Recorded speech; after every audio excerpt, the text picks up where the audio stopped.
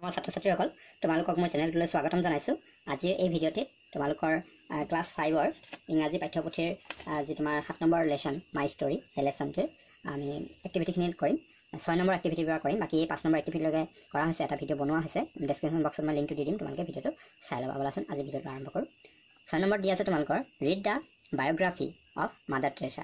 Mother টেৰেছাৰ যিটো মানে জীৱনী, সেই জীৱনীটো পঢ়া বুলি কৈছে। ইয়াত দিয়া আছে এগৰাকী মাদাৰ টেৰেছা, তোমালোকে জানাই, আগতে পাইছাই। বলাচোন প্ৰথমে আমি মাদাৰ টেৰেছাৰ বায়োগ্ৰাফিটো পঢ়ি লওঁ। কি আছে? Mother Teresa was born on 26th August 1910 in Skopje। তাৰমানে মাদাৰ টেৰেছাৰ জন্ম হৈছিল 1910 চনৰ 26 আগষ্টত স্কপিজ নামৰ ঠাইত। Her real name was Agnes Gonaksa বুজাস্কিউ। মানে তেখেতৰ এইটো ৰিয়েল নেম, আচল প্ৰকৃত নামটো আছিল এইটো Agnes Gonxha Bojaxhiu. Her parents were Nikola and Dranafile Bojaxhiu. আৰু তেখেতৰ দি পেৰেণ্ট, মাক দেউতাকৰ নাম আছিল নিকোলে আৰু মাকৰ নাম আছিল Dranafile Bojaxhiu. Next paragraph. Mother Teresa devoted her life to the service of the poor and destitute around the world। তাৰমানে মাদাৰ টেৰেছাই তেওঁৰ গোটেইটো জীৱন তাৰমানে পৃথিৱীৰ দৰিদ্ৰ মানুহৰ সেৱাত মানে সমৰ্পিত কৰি দিছিল। She founded the Missionaries of Charity। আৰু তেখেতে এই যিটো মিছনাৰিজ অফ চেৰিটি সেইটো তেওঁ প্ৰতিষ্ঠা কৰিছিল। তাৰমানে she chose to wear a white saree with a blue border। আৰু তেখেতে মানে কেনেকুৱা ধৰণৰ শাৰী পিন্ধিছিল? বগা শাৰী পিন্ধিছিল, য'ত নেকি তাৰমানে এই ব্লু কালাৰ, নীলা মানে পটি লগা আছিল, নীলা পাৰি। she spent several years in Calcutta, now Kolkata. তাৰমানে তেখেতে several years মানে কেইবাবছৰো আমাৰ কলিকতাত কটাইছিল। In 1979 mother Teresa was awarded the Nobel Peace Prize। 1979 চনত মাদাৰ টেৰেছাক মানে শান্তিৰ নোবেল বঁটা দিয়া হৈছিল। She died on September 5th 1997। আৰু তেখেতৰ মৃত্যু হৈছিল 1997 চনৰ 5 ছেপ্টেম্বৰ তাৰিখে। এতিয়া তোমালোকৰ ইয়াত এক্টিভিটিটো, আমি এইটো বায়োগ্ৰাফিটো পঢ়িলোঁ। এতিয়া তোমালোকৰ ইয়াত এক্টিভিটিটো কি দিয়া আছে চোৱা।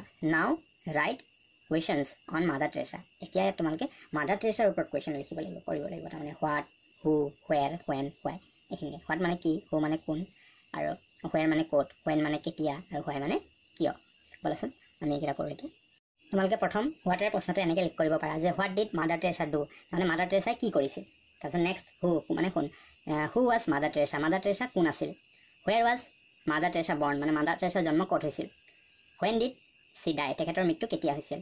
তাৰপিছত why was she awarded the Nobel peace prize, আৰু তেখেতক কিয় শান্তিৰ নোবেল বঁটা দিয়া হৈছিল। এনেকৈ তোমালোকে এইখিনি লিখি ল'বা। নেক্সট নাম্বাৰ 7 এক্টিভিটিত কৰিবলৈ তোমালোকৰ নাম্বাৰ 7ত দিয়া আছে find out words which have similar meanings with the word destitute. তাৰমানে এই যিটো ডেষ্টিটিউট যিটো শব্দ আছে তাৰ মানে একে অৰ্থ বুজোৱা, তাৰমানে সমাৰ্থক শব্দ আচলতে, একে অৰ্থ বুজোৱা শব্দ কিছুমান লিখিব লাগে। You can look it up in the dictionary. তোমালোকে মানে ডিক্সনেৰীত বিচাৰিও তাৰমানে এই শব্দটোৰ সমাৰ্থক শব্দ লিখিব পাৰা। মই ইয়াত অলৰেডি লিখি দিছোঁ। ডেষ্টিটিউট মানে হৈছে মানে দুখীয়া, দৰিদ্ৰ, মানে যিজন ব্যক্তিক মানে খুব প্ৰয়োজন আছে, মানে নিসহায় মানে বা অসহায়, তেনেকুৱা ধৰণৰ অৰ্থ বুজায় ডেষ্টিটিউটে। তো ডেষ্টিটিউটৰ চিমিলাৰ মানে মিনিং থকা আমি ৱৰ্ড এইকেইটা লিখিব পাৰোঁ, প'ৰ বা নিডি বা পেনিলেছ। এতিয়া নেক্সট এক্টিভিটি কৰিবলৈ তোমালোকৰ 8 নম্বৰ এক্টিভিটি দিয়া আছে read sentences on harvesting of rain water in school. তাৰমানে এই তলত কিছুমান চেণ্টেঞ্চ দিয়া আছে, সেইখিনি পঢ়িবলৈ দিছে তোমালোকে। এইটো তোমাৰ harvesting of rain water in school, বিদ্যালয়ত মানে যিটো বৰষুণৰ পানী তাৰমানে সংৰক্ষণৰ বিষয়ে কিছুমান লিখা আছে। চোৱাচোন এইটো ছবিত তোমালোকে দেখি গম পাইছা নহয়, ইয়াত বৰষুণ পৰিছে ঘৰৰ চালত। তাৰপিছতে এই যে যিখিনি মানে নলী লগোৱা হৈছে, মানে পাইপ লগোৱা হৈছে, এই চালৰ পৰা পানীখিনি আহি ইয়াত পৰি তাৰপিছত এই ড্ৰামটোত মানে সোমাইছে, এই ৰিজাৰ্ভাৰটোত। তাৰপিছতে এইখিনি পানী আকৌ ইয়াত ব্যৱহাৰ কৰা হৈছে বিভিন্ন কাম। তো কি চেণ্টেঞ্চ লিখা আছে বলাচোন আমি চাওঁ। প্ৰথম লিখা আছে ইট ইজ ৰেইনিং, তাৰমানে বৰষুণ দি আছে। তাৰপিছত rain is falling on the roof top of the school building. আৰু এই বৰষুণবোৰ ক'ত পৰিছে? ৰুফ টপ মানে ঘৰৰ চালত, মানে স্কুল বিল্ডিঙৰ যিটো চাল আছে তাত। The water is flowing through the channel. এইখিনি পানী এই যে চেনেল মানে এইটো চেনেল এইখিনি চেনেল বুলি কোৱা হৈছে এই চেনেলে মানে বৈ আহিছে বুলি কৈছে next it is filling up the water tank আৰু সেই পানীখিনি আহি মানে এই ৱাটাৰ যিটো টেংক সেইটো মানে ফিল আপ কৰিছে পূৰ্ণ কৰিছে কৈছে the school uses the water for watering the plants ৱাশ্বিং ডিছেছ ক্লিনিং টয়লেট এটচেট্ৰা তাৰমানে আৰু এই যিখিনি পানী টেংকৰ এইখিনি বৰষুণৰ পানী জমা হ'ল সেই পানীখিনি তাৰমানে বিদ্যালয়ত কি কামত ব্যৱহাৰ কৰা হৈ কৈছে প্লাণ্টছ মানে গছ গছনিত পানী দিয়াত ব্যৱহাৰ কৰা ৱাশ্বিং ডিছেছ কাঁহী বাতি ধোৱা বা অন্যান্য বাচন বৰ্তন ধোৱাত ব্যৱহাৰ কৰা হয় ক্লিনিং টয়লেট ক্লিন কৰাত ব্যৱহাৰ কৰা হয় কৈছে বক্সত কি লিখা আছে চোৱা rain water harvesting is a method or technique for collecting storing and using water for various purposes তাৰমানে এই যিটো আমি ছবিৰ দ্বাৰা যিটো বুজিলোঁ ৰেইন ৱাটাৰ হাৰ্ভেষ্টিং এইটো হৈছে মানে বৰষুণৰ পানী ধৰি ৰখাৰ এটা পদ্ধতি এই পদ্ধতিৰ দ্বাৰা মানে কি কৰা হয় বৰষুণৰ পানী বিভিন্ন কামৰ কাৰণে মানে জমা কৰা হয় ঠিক আছে বুজি পাইছা তোমালোকৰ বিদ্যালয়ত এনেকুৱা আছেই আমাৰ অসমৰ ভালেকেইখন বিদ্যালয়ত এই ব্যৱস্থাটো আছে ডাঙৰ ড্ৰামত কাৰোবাৰ স্কুলতো এই ব্যৱস্থাটো আছে হয়নে এতিয়া বোলা নেক্সট এক্টিভিটি কৰোঁ তোমালোকৰ 9 নম্বৰ এক্টিভিটি দিয়া আছে look at the pictures given below' তাৰমানে তলত যিকেইটা ছবি দিয়া আছে সেইবোৰ চোৱা বুলি কৈছে the pictures R steps of rice cultivation আৰু এই যিকেইটা পিকচাৰ দিয়া আছে এই পিকচাৰকেইটা আচলতে কি হয় আমি যে আমাৰ ধান মানে ৰোৱাৰ পৰা একেবাৰে চপোৱালৈকে যিকেইটা ষ্টেপ সেই ধাপকেইটা বা ষ্টেপকেইটা ইয়াত দিয়া আছে চোৱাচোন প্ৰথমতে ইয়াত কি কৰিছে মাটি চহাইছে ট্ৰেক্টৰে গৰুৰে হাল বাইছে তাৰপিছত এয়া কঠীয়া পাৰিছে নহয় তাৰপিছত এয়া কঠীয়াখিনি গজিছে তাৰপৰা এই কঠীয়াখিনি তুলি আনিছে তাৰপিছত এইখিনি ৰুইছে ভুই ৰুইছে তাৰপিছত এয়া ধান মানে ডাঙৰ দীঘল হৈছে হয়নে তাৰপিছত যেতিয়া পকাৰ পিছত এয়া দাইছে তাৰপিছত এই গৰুৰে মৰণা মাৰিছে তাৰপিছত এই ধানখিনি কি কৰিছে বস্তাত ভৰাইছে এইখিনি ষ্টেপ নহয় জানো আমাৰ ৰাইচ কাল্টিভেশ্যনৰ বা আমাৰ ধানৰ যিটো খেতি এই খেতিটো এইকেইটা ষ্টেপৰ মাজেৰে যাব লগা হয় এতিয়া তোমালোকৰ তলত কিছুমান চেণ্টেঞ্চ দিয়া আছে বোলাচোন আমি এইখিনি চাই লওঁ প্ৰথমতে ইয়াত দিছে ৰিড দ্য ফলোয়িং চেণ্টেঞ্চেছ তলত দিয়া এই 9টা চেণ্টেঞ্চ দিয়া আছে এইকেইটা পঢ়িব কৈছে choose a sentence to match each picture আৰু এই 9টা ইয়াত চেণ্টেঞ্চ দিয়া আছে আৰু আমাৰ ওপৰত কেইটা পিকচাৰ পালোঁ ছবি 9টা তো এই 9টা চেণ্টেঞ্চ যে দিয়া আছে মানে ইয়াৰ পৰা বাচিব কৈছে কোনটো পিকচাৰৰ লগত কোনটো ছবিৰ লগত মানে কোনটো চেণ্টেঞ্চ খাপ খাব সেইমতে সেই ছবিটোৰ তলত সেই চেণ্টেঞ্চটো লিখিবলৈ কৈছে write the sentences below' each picture প্ৰথম দিয়া আছে seeds are sown in fields তাৰমানে যিখিনি কঠীয়া মানে ধানৰ যিটো বীজটো মানে হিচা হৈছে বুলি কৈছে এইটো তোমাৰ এই যিটো নাম্বাৰ বি ইয়াতহে সিঁচিছে গতিকে এই প্ৰথম যিটো চেণ্টেঞ্চ আছে তোমালোকে ইয়াত লিখিবা মই এইটো হেৰি কৰি দিছোঁ দেই নাম্বাৰিং কৰি দিছোঁ যাতে সুবিধা হয় এইটোৰ পৰা A B C D E F এনেকৈ কৰি মই একেবাৰে 9টা আইলৈকে দিছোঁ আৰু এইফালে মই চেণ্টেঞ্চকেইটা নাম্বাৰিং কৰি দিছোঁ 1 2 3 পৰা একেবাৰে 9লৈকে ইয়াত তোমালোকৰ সুবিধা হ'ব এইটোত মই শ্বৰ্টকৈ ইয়াত কৈ যাম তোমালোকে সেইমতে এইটো লিখি ল'বা মই বুজাই দিওঁ অসমীয়াত যে seeds are sown in fields তাৰমানে যিখিনি বীজ ধানৰ সেই বীজখিনি মানে হিচা হৈছে বুলি কৈছে তোমালোকে যিটো বি নাম্বাৰ দিছোঁ মই সেই বি নাম্বাৰটো মানে ছেকেণ্ড হেৰিটোত ছবিটোৰ তলত এই চেণ্টেঞ্চটো লিখিবা তাৰপিছত নাম্বাৰটো এইটো তোমালোকে যিটো চি নম্বৰ আছে তাত লিখিবা ইয়াত কি আছে ৰাইচ চিডলিংছ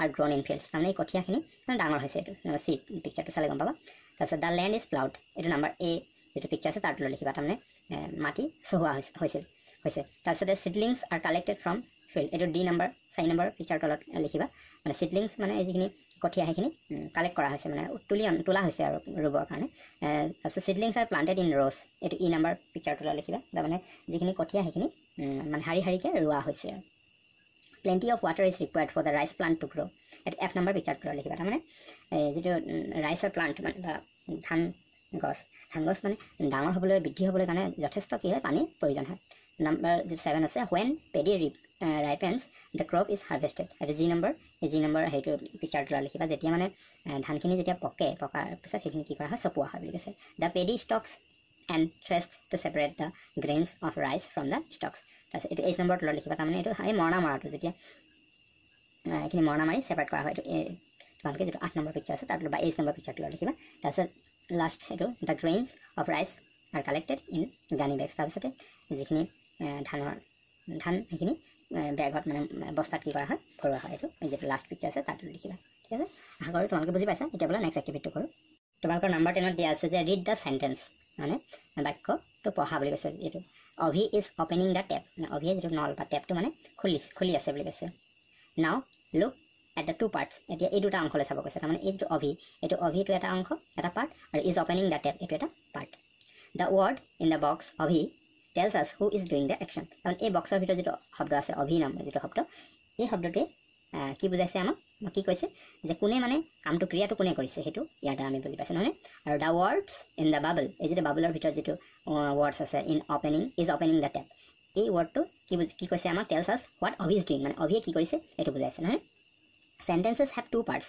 মানে বাক্যবোৰৰ কেইটা পাৰ্ট থাকে দুটা পাৰ্ট থাকে দুটা অংশ থাকে বুলি কৈছে read this sentences note the two parts আৰু ইয়াত তলত তোমালোকৰ এটা টেবুল দিয়া আছে আৰু ইয়াত তোমালোকৰ 5টা চেণ্টেন্স দিয়া আছে আৰু এই চেণ্টেন্সকেইটা পঢ়িবলৈ কৈছে আৰু সিহঁতৰ এই দুটা পাৰ্ট মানে আমাক লক্ষ্য কৰিবলৈ দিছে প্ৰথম ইয়াত যোনে কামটো কৰিছে সেইটো দিয়া আছে যেনেকৈ অভি ইয়াত কি কাম কৰিছে অভি ইজ অপেনিং দ্য টেপটো অপেন কৰিছে নিতা গীতা এণ্ড ৰাজু ইহঁতে কি কৰিছে আৰ ডিছকাছিং দেয়াৰ কণ্ট্ৰিবিউশ্যন সিহঁতৰ কণ্ট্ৰিবিউশ্যন বৰঙণিটো ডিছকাছ কৰি আছে দ্য ফাৰ্মাৰ খেতিয়কজনে কি কৈছে ইজ প্লাইং দ্য ফিল্ড মানে পথাৰ চহাই আছে দ্য ছান সূৰ্যটোৱে কি কৈছে ইজ চাইনিং ব্ৰাইটলি মানে সূৰ্যটোৱে খুব উজ্জ্বলভাৱে কি কৰি আছে মানে চাইনিং কৰি আছে মানে ৰ'দ দি আছে আৰু দ্য চিলড্ৰেন ল'ৰা ছোৱালীবোৰে কি কৰিছে আৰু ৱাচিং এ ফুটবল মেচ সিহঁতে ফুটবল মেচ মানে চাই আছে এতিয়া তোমালোকক তলত আৰু এটা টেবুল দিছে এক্টিভিটি তোমালোক কৰিব লাগিব যে ফাইণ্ড আউট মোৰ sentences from the lessons you have read এতিয়া এনেকুৱা ধৰণৰ মানে চেণ্টেন্স তোমালোকে এতিয়া এই যিটো লেচনটো পঢ়িলা সেই লেচনটোৰ পৰা তোমালোকে উলিয়াই আনি লিখিব লাগিব write the two parts in the table below ওপৰত যেনেকৈ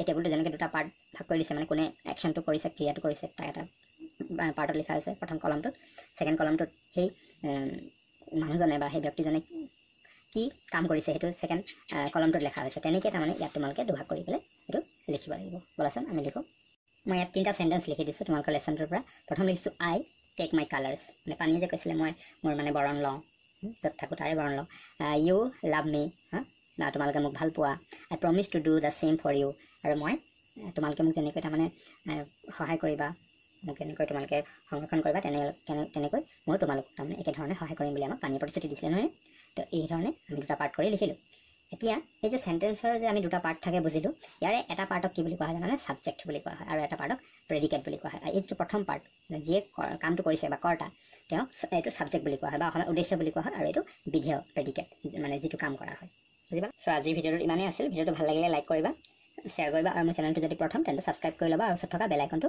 প্ৰেছ কৰি দিবা যাতে এনেকুৱা ধৰণৰ ভিডিঅ'বোৰ পাই থাকা ইয়াৰ নেক্সট ভিডিঅ'ত মই বাকী এক্টিভিটিখিনি লৈ আহিম ভিডিঅ'টো চোৱাৰ বাবে